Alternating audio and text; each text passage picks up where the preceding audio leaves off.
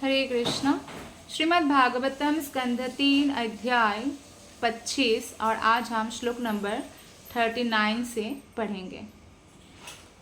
इमं लोकं तथैवामुम् आत्मनामुभयायिनम् आत्मानमनुयेचेह ये रायः पाशवो गृहा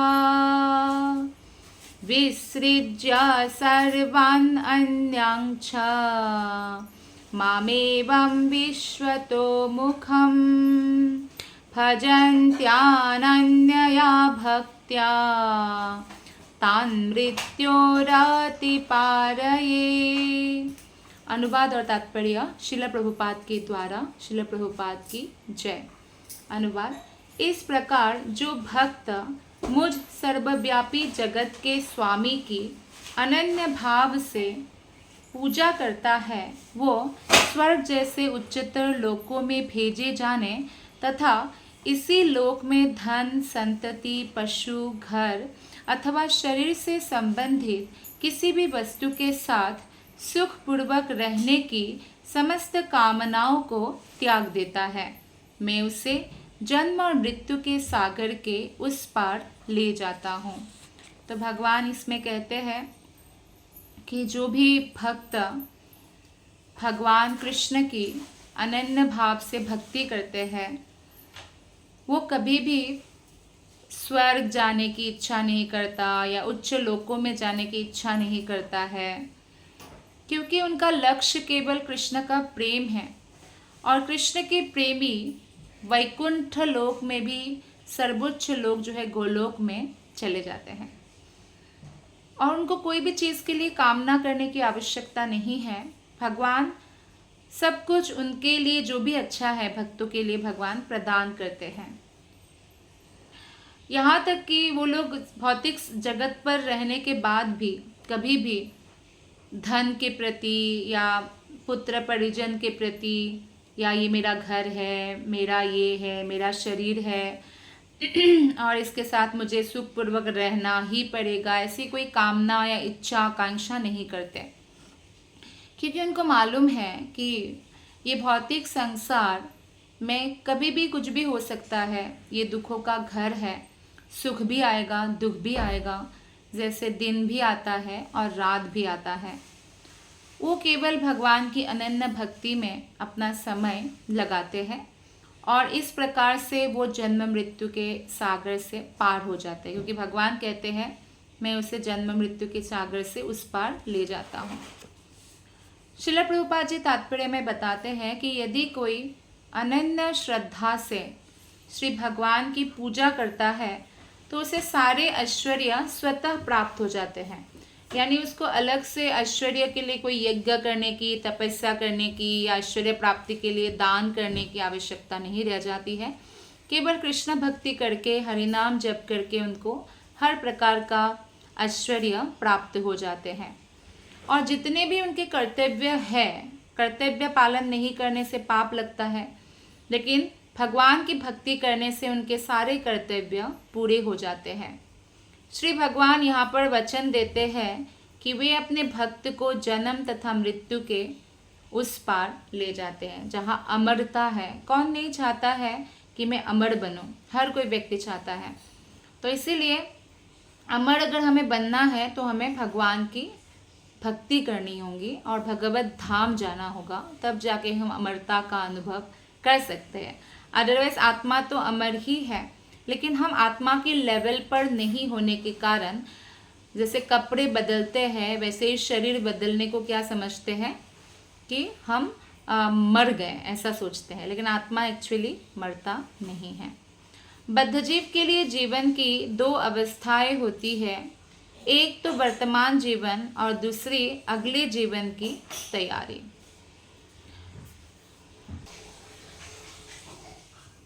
अर्थात वर्तमान जीवन में हम कितना अच्छा भक्ति कर रहे हैं और अगला जीवन हमारा कैसा होगा,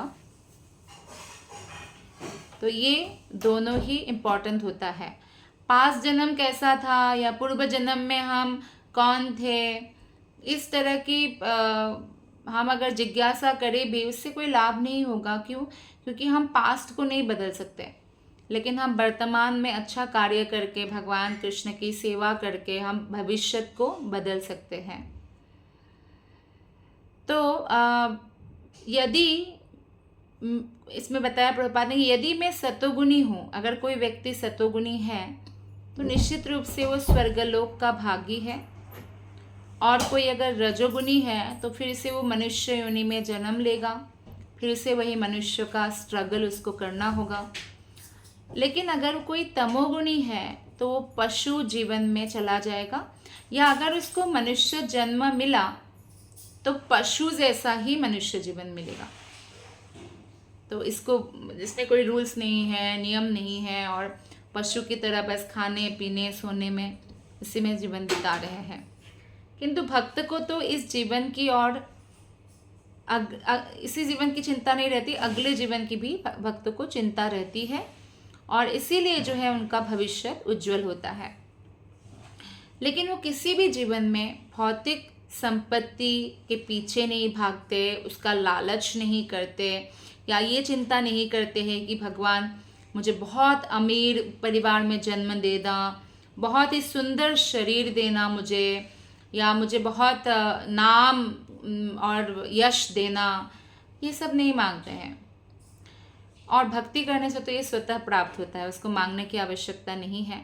भक्त की जो भावना होती है वो यह होती है कि अगर मेरे कर्मों के कारण मुझे एक चींटी का भी जन्म मिले ना भगवान, बस यही मेरा प्रार्थना है कि मैं भक्त के घर में ही चींटी रूप में रहूं। भले ही मेरे कर्म के कारण अगर मुझे छिपकली का जन्म मिले, कॉकरोच का जन्म मिले, तो मेरा भक्त के घर में ही ये सब जन्म हो, ताकि, क्योंकि भक्त के घर में तो प्रसाद ही गिरेगा, वो प्रसाद खाएंगे, भक्त के घर में हरिनाम कीर्तन होगा, भक्त के घर में भागवतम क्लास होगा, वो सब भी उनको मिलेगा श्रवण करने को।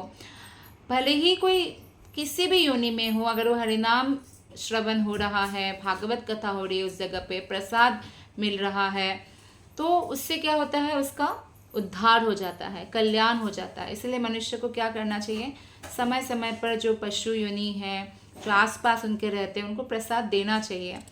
पुराने समय में ये व्यवस्था थी कि घर का जब सामान बच जाता है तो वो पशुओं को खिला देते थे, है ना। ऑब्वियसली भगवान को भोग लगाया जाता है, और जैसे अधिक बना लिया, रोटी चावल सब्जी आपने अधिक बना लिया, तो पहले फ्रिज भी नहीं रखते थे, तो इसलिए स्वस्थ भी लोग रहते थे, पुराना नहीं खाते थे।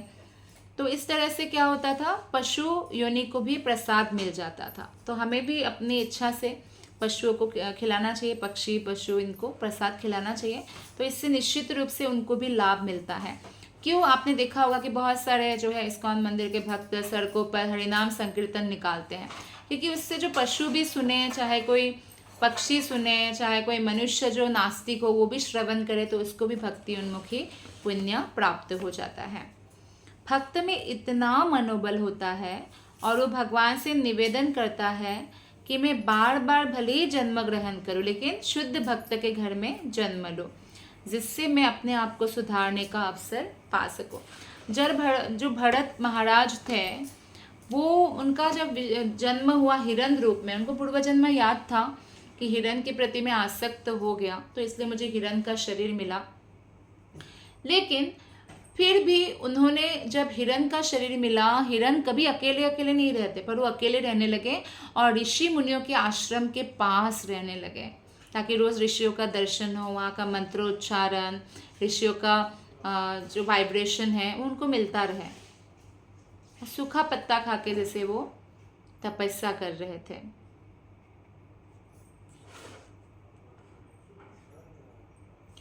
मनुष्य चाहे जिस जीवन में जन्म ले, भले ही वो मनुष्य गृहस्थ हो या कभी कोई आत्मा पशु के रूप में भी जन्म ले रहा है, तो पशु को भी अपने संतान से, अपने एरिया से, आपने अगर देखा होगा कभी गली के कुत्तों को, तो अपने गली का उसका निर्धारित रहता है कि हमारा गली है, दूसरी गली का कुत्ता आता है तो वो लड़ने लगता है।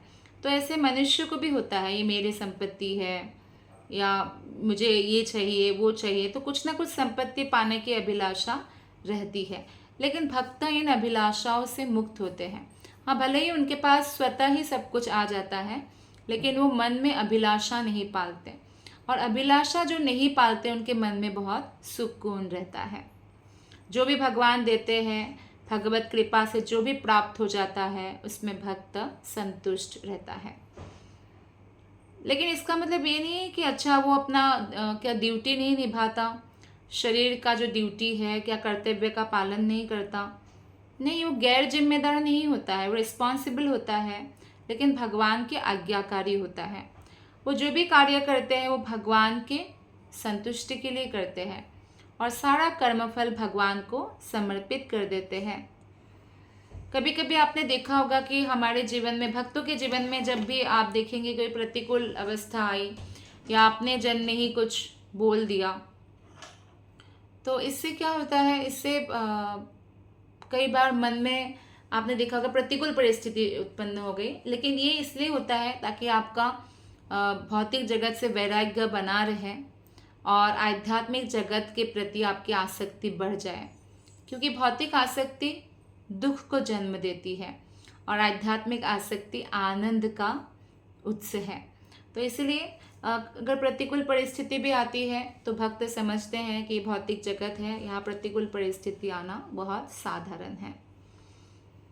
तो इसलिए वो हमेशा भगवान की सेवा में लगा रहता है, इधर उधर अधिक समय व्यय नहीं करता है।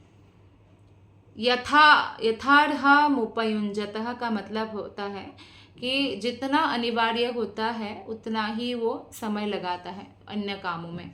जैसे आपको नौकरी करना है तो 8-9 घंटा आपको काम करना होगा, तो उतना समय उन्होंने लगा दिया। और नौकरी में भी वो पॉलिटिक्स करना या गप्पे मार के समय नष्ट करना नहीं, वो अपना ड्यूटी निभाएंगे और अन्य बाकी समय पे जब घर आएंगे तो भगवान की सेवा में लग जाएंगे। वो कृष्ण भक्ति में रहकर भगवान की सेवा में तल्लीन रहता है। श्रीमद् भागवत गीता में कहा गया है कि भक्त के जाने बिना ही श्री भगवान उसकी मृत्यु के पश्चात उसे अपने दिव्य धाम में भेज देते हैं। इस शरीर को त्यागने के बाद वो दूसरी माता के गर्भ में प्रवेश नहीं करता। तो एक्चुअली भगवान सर्वशक्तिमान है, तो वो जो चाहे वो कर सकते हैं।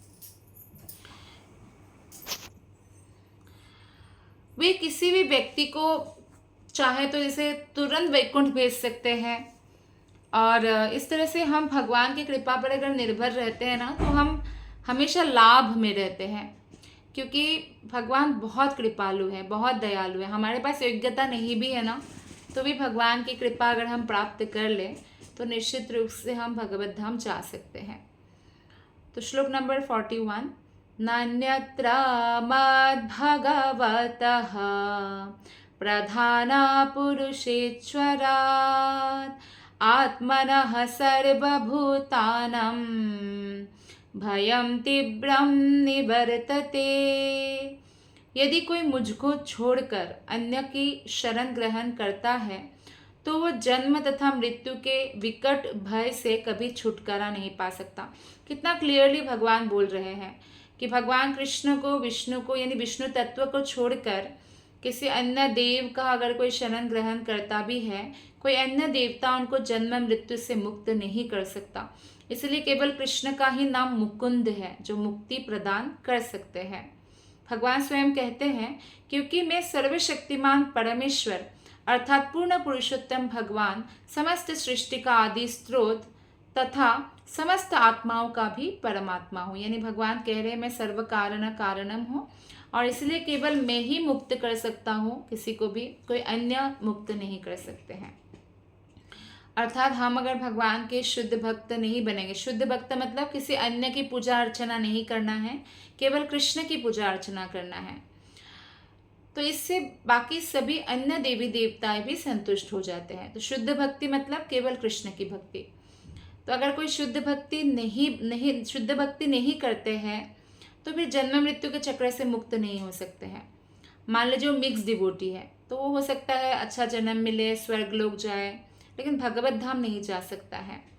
हरिम बिना ना स्मृतिम तरंती, हरि के बिना हम कभी तर नहीं सकते, उद्धार नहीं हो सकते। और जो हमारी स्मृतियाँ हैं यानी जो हमारे कर्म हैं वो हमेशा हमेशा बांध कर हमें रखेंगे इस भौतिक संसार में। जब तक वो पूर्ण पुरुषोत्तम भगवान को पूर्ण रूप से आत्मसमर्पित नहीं कर देता कोई व्यक्ति, तब तक किसी विधि से वो मुक्त नहीं हो सकते। तो ये प्रश्न कभी कभी आ सकता है कि लोग तो कई लोग बहुत कठोर विधि विधान पालन करते हैं, दृढ़ता पूर्वक बहुत तपस्या करते हैं, क्या ये सब व्यर्थ है? इसका उत्तर श्रीमद् भागवतम के 10वें स्कंद में द्वितीय अध्याय की 32वां श्लोक में मिलता है। ये अन्येर विंदांश विमुक्त मानिनः। जब भगवान कृष्ण देवकी के गर्भ में थे, तब ब्रह्मा और अन्य देवताओं ने भगवान से प्रार्थना की कि हे भगवान, ऐसे भी लोग हैं जो इस विचार से फूले रहते हैं कि मैं मुक्त हो चुका हूँ और ईश्वर से मेरा तादात्म्य हो चुका है, मैं ईश्वर हो गया हूँ। कई सारे ऐसे आपको व्यक्ति मिलेंगे जो साधु रूप में हैं और वो बोलेंगे मैं ईश्वर से तादात्म्य कर चुका हूँ या मैं ईश्वर हूँ। तो ऐसे वो गर्भ से हमेशा फूले रहते हैं। ये ब्रह्मा और अन्य देवताएं भगवान से कहते हैं। तो बोलते हैं कि किंतु गर्भ से ऐसा सोचते हुए उनका ज्ञान प्रशंसनीय नहीं है, वो कम बुद्धिमान वाले हैं। भक्त देखिएगा आप, रूप गोस्वामी, सनातन गोस्वामी, श्रील प्रभुपाद, कृष्णदास कविराज गोस्वामी, तो ये लोग कितने विनम्र थे। वो भगवान को प्राप्त कर चुके थे, लेकिन कभी भी ऐसी बातें उन्होंने नहीं कहा है और कोई भी गर्भ से फुला हुआ ऐसी बातें कुछ नहीं कहा है। तो जो ऐसा कहते हैं वो कम बुद्धिमान वाले हैं, ऐसे बताया गया है देवताओं के द्वारा, हम नहीं बोल रहे। ये देवतागण जब कृष्ण को जब देवकी के गर्भ में थे, तब जब पूजा करने आए थे, आरती करने आए थे, तब बोले थे। तो यह कहा गया है कि उनकी बुद्धि चाहे उच्च हो या निम्न हो, शुद्ध नहीं होती जब तक वो भगवान की शुद्ध भक्ति में नहीं लग जाते हैं। तो जो भक्त होते हैं, शुद्ध भक्त होते हैं, वो भगवान के प्रति आत्मसमर्पण के बिना और कुछ भी नहीं सोचता है, इसलिए वो बहुत बुद्धिमान माना जाता है। तो श्रीमद् भागवतम का कथन है, जो लोग अपने आप को किसी भक्ति विहीन विधि से मुक्त मानकर गर्वित रहते हैं, वो विमल बुद्धि वाले नहीं हैं, क्योंकि भक्ति के बिना मुक्त होना बहुत मुश्किल है। कई बार होता है ऐसा, सायुज्य मुक्ति प्राप्त करते हैं जो निराकारवाद को फॉलो करते हैं, लेकिन भगवान का ब्रह्म तेज है, ये भगवान के शरीर का ज्योति है, और जैसे ही उनके मन में कुछ भी इच्छाएं जागृत होती है, कहने का मतलब कि आत्मा का धर्म है सेवा करना, तो सेवा की या आदान प्रदान की ऐसी भावना जागृत होती है, तो फिर से नीचे आ गिरते हैं पृथ्वी लोक पर। लेकिन जो भक्ति योग के माध्यम से मुक्त हो जाते हैं, उनके साथ ऐसा नहीं होता है। श्रीमद् भागवतम कहता है कि अभक्त जन श्री भगवान के चरण कमलों की दिव्य प्रेमा भक्ति की उपेक्षा करते हैं और इसलिए उनका पतन होता है। सच तो सच है कि कृष्ण भगवान है। अब सच को कोई झूठ भी माने तो उससे उन्हीं का नुकसान है। तो भगवान कपिल ने यहाँ पर कहा कि नान्यत्र मद भगवतः, मेरी कृपा के बिना, यानी जन्म मरण के चक्र से उद्धार पाना मेरी कृपा के बिना संभव नहीं है। यहाँ पर प्रभु को भगवान पूर्ण पुरुषोत्तम परमेश्वर कहा गया है, जिससे संकेत मिलता है कि वे सर्व ऐश्वर्य संपन्न हैं, अतः वे मनुष्य को जन्म मरण के चक्र से उद्धार कर सकते हैं। तो भगवान तो प्रत्येक के लिए एक समान है। जैसे एक माता बदमाश जो बेटा है उसको दंड देकर उसका भला करती है, और जो अच्छा बेटा है उसको पुरस्कार देती है, तो ऐसे ही भगवान के ही संतान हैं सब लोग, लेकिन असुरों को भगवान दंडित करते हैं, और जो भगवान के सेवक है, देवता है, उनको भगवान पुरस्कृत करते हैं। श्लोक नंबर 42 से 44 हम एक साथ पढ़ रहे हैं। मद्भयाद्वाति वातोऽयं सूर्यस्तपति मद्भयात्, वर्षतीन्द्रो दहत्यग्निर्मृत्युचरति मद्भयात्। ज्ञानवैराग्ययुक्तेन भक्तियोगेन योगिनः, क्षेमाय पादमूलं मे प्रविशन्त्यकुतो भयम्। एतावानेव लोकेऽस्मिन् पुंसां निःश्रेयसोदयः तीव्रेण भक्तियोगेन मनोमय्यर्पितं स्थिरम। ये 44 श्लोक इस अध्याय का अंतिम श्लोक है।